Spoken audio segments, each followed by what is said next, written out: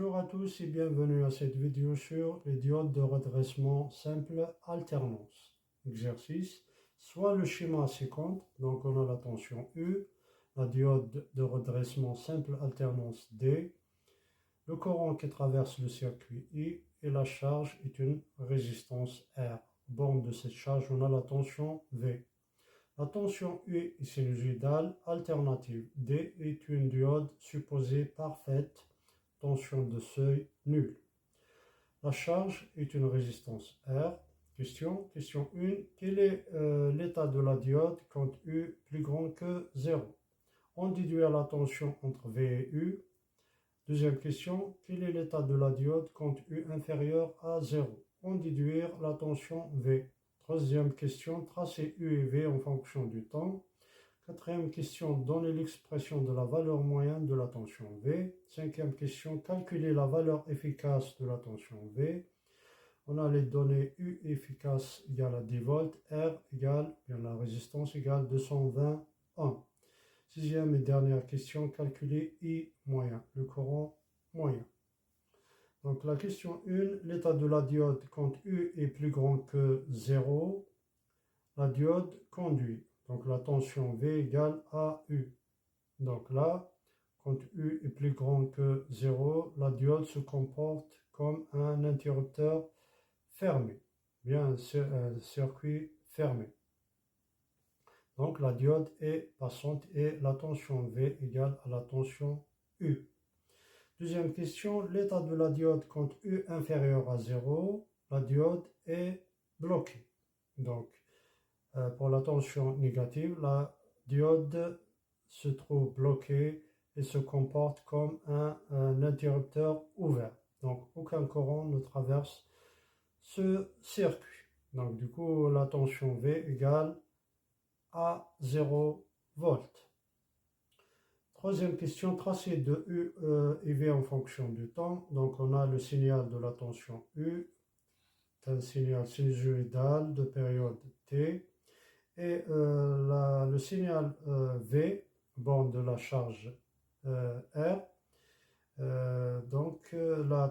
l'alternance positive reste telle qu'elle est et l'alternance négative s'annule. Et ainsi de suite. Quatrième question, la valeur moyenne. V moyen, l'expression de la valeur moyenne, c'est 1 sur T, l'intégrale de 0 à T, V de T dt. Égale 1 sur T, l'intégrale de 0 à T sur 2, V sinus oméga T dt, plus 1 sur T, l'intégrale de T sur 2 à T, V sinus oméga T dt. Oméga égale 2π sur T, et la période T égale 2π, donc 2π sur 2π égale à 1. La pulsation oméga, c'est en radians par seconde, égale à 1. L'intégrale de 1 à 1 sur T, de T sur 2 à T, donc là, c'est 0. Donc V sinus oméga T, l'expression de V sinus oméga T égale 0. Donc il nous reste V moyen égale, donc l'intégrale de 1 sur T, 0 à T sur 2, V sinus oméga T dt, c'est moins V sur T, cosinus T près entre 0 et T sur 2, sachant que l'intégrale de sinus, c'est moins cosinus. Égale V moins V sur T, cosinus T sur 2, moins cosinus 0. Et ça donne V max sur T, cosinus P moins cosinus 0 égale 2 V max sur T. Attention, si on calcule la valeur moyenne de U, là on trouve 0.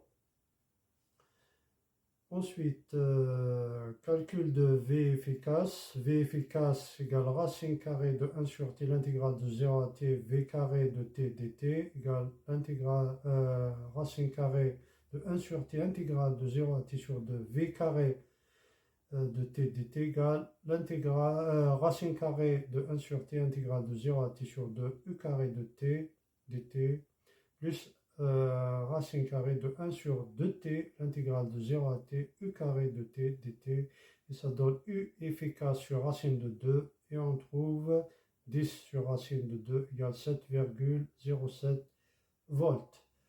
Pour la question calculer E moyen, donc E moyen, on a U max égale V efficace fois racine de 2, égale 10 fois racine de 2 égale 4,5 volts.